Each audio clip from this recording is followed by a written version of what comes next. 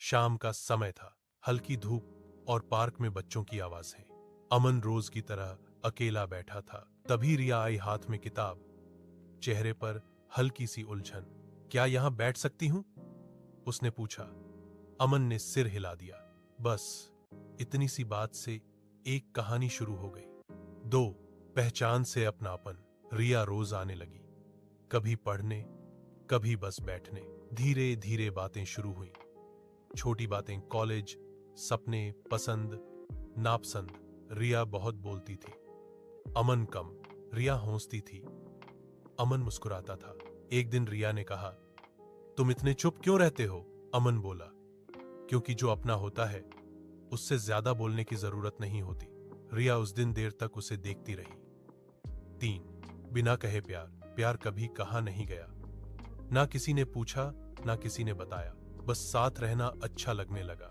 बारिश में एक ही छाता, कॉफी के 2 कप और देर तक चलती खामोशी।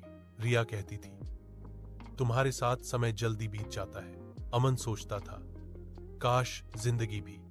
4 सपनों की टकराहट। रिया बड़े सपने देखती थी, दूसरे शहर, बड़ी नौकरी, नई दुनिया। अमन यहीं खुश था, कम में, शांत जिंदगी में। हम साथ रहेंगे ना? रिया ने एक दिन पूछा।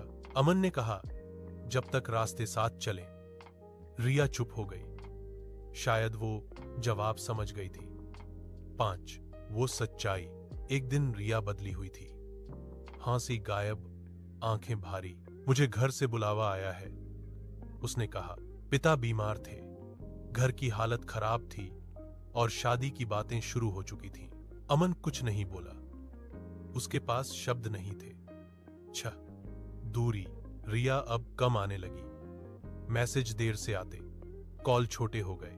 अमन हर दिन थोड़ा थोड़ा उसे खोने लगा। एक दिन रिया ने कहा, तुम मुझे रोकते क्यों नहीं? अमन बोला, क्योंकि अगर रोका तो